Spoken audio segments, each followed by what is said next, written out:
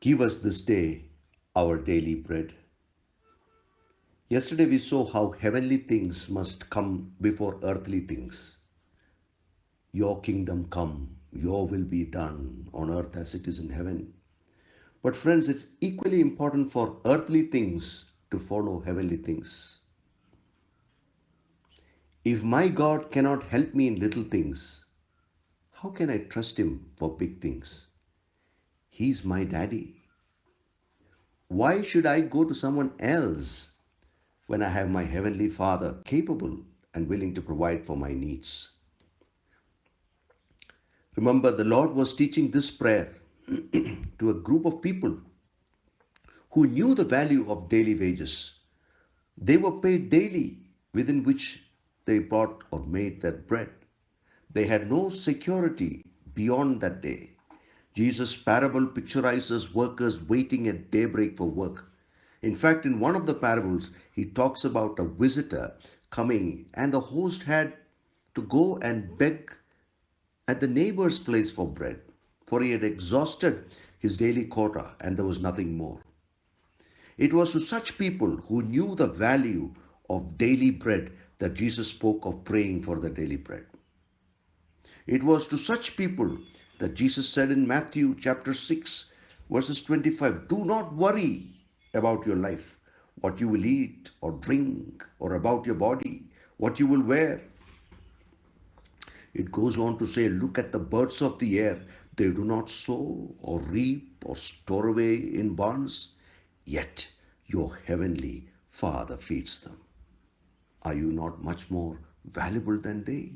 Child of God, you are the apple of His eye, engraved in the palms of His hands, fearfully and wonderfully made, bought by the price of Christ's blood. Will He not provide for your needs? I get this sense that at least there are some of us who are hearing me anxious about tomorrow. Perhaps all kinds of fears have gripped you these days. Suppose my bonds run dry. Suppose this sickness comes to my partner.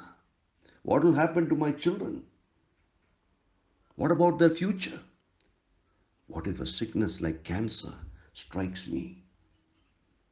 Do not be anxious. Our God will provide.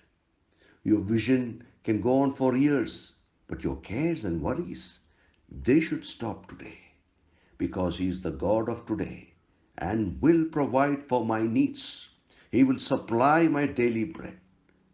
Today, His mercies are new for me every day, enough to sustain me for the challenges that are before me. I love this song. One day at a time, sweet Jesus. That's all I am asking from you. Give me the strength to do every day what I have to do. Yesterday's gone, sweet Jesus. Tomorrow may never be mine. Help me today, show me the way, one day at a time. I like what King David said in Psalms 37. David, perhaps an old man now, having run the race. Look at what he says in verse 25. I have been young, now I am old. Yet I have never seen the righteous forsaken or their children begging bread. Child of God, you are more precious than the sparrows. My daddy is the king of the universe. The cattle of 1,000 hills belongs to him. We are quickly coming to our prayer time. The first portion is a thank you time. There is nothing you cannot ask your daddy tonight. But first, I want you to take a moment to focus on the things that he has already done in your life. Count your many blessings. Name them one by one. Spend time thanking God for all the mighty things He has done in your life. Don't hurry. Go down the memory lane. Bring up the good works of God in your life individually and say thank you, thank you, thank you. After that, you're going into a prayer.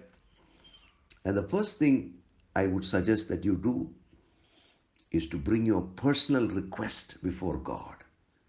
This is your me time, your physical needs, emotional needs, spiritual needs, heart cry, matters only God can provide. Your burdens, your fears, your insecurities, give them into the hands of Jesus. Bring all your mountains before Him this day. And even your small things, concerns that you've never shared with anyone before. Bring your deepest fears. Maybe you're so ashamed to share, even with your closest friends, to your Papa this evening, your Heavenly Father.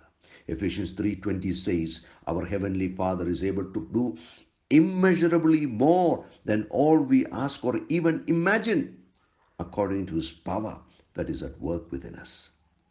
Finally, give us our daily bread. Give us. Let's not forget that our brethren in need. Uphold one family you know of and intercede on their behalf. Maybe if you are led, remember Kerala. Remember the devastation. Many people have lost everything. Weep for that state.